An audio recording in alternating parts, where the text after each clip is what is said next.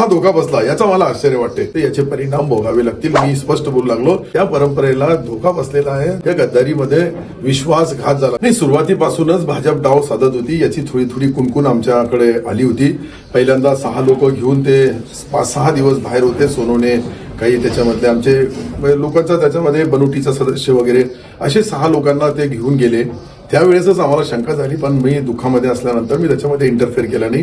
परंतु या गेल्या 4 दिवसामध्ये जी घडलेली घटना आहे का, सन्माननीय उदयजी सामंत साहेब आमचे उद्योगमंत्री आणि रवींद्रजी चव्हाण साहेब यांच्यामध्ये झालेला संवाद, यांच्यामध्ये झालेलं बोलणं, आमच्या भोमरे साहेब होते, त्यानंतर आमदार भोमरे साहेब आणि मला असं वाटतं का 3 आमदार होते. या 3 आमदारांना आणि अतुल सावे साहेबांशी माझं तो बोलणं झालं नाही कोणाशी, मी त्याच्यामध्ये याच्यामध्ये नव्हतो. परंतु आमच्या आमदारांनी मला सांगितलं की आपलं बोलणं झालं आणि ते आपल्याला अध्यक्षपद देणार आहे. मग काही लोक चर्चेनंतर माहीत पडलं का आता ते अध्यक्षपद मागू लागले.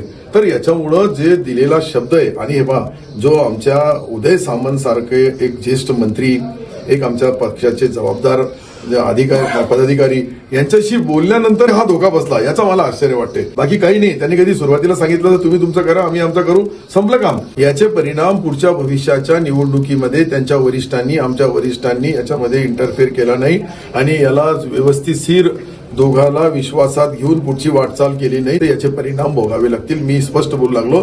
शेवटी जिल्हा परिषद ही जी निवडणूक आहे ही अनेक वर्षापासून भारतीय जनता पार्टी आणि शिवसेना यांची कधी युती राहायची, कधी नाही राहायची.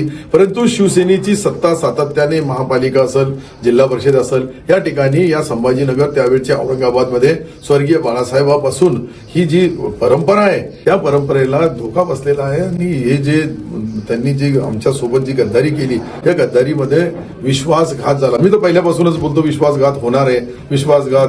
ते म्हणे नाही, तुम्ही चिंता करू नका, सर्व वरिष्ठ लेवलवर चर्चा झालेली आहे. आम्ही त्याच्यावर बिंदास राहिलो आणि याच्यामुळे तो धोका बसला. या धोक्याचा आता वरिष्ठ नेते जे निर्णय घेतील त्याच्यावर पुढची रूपरेषा आणि दिशा ठरवली जाईल.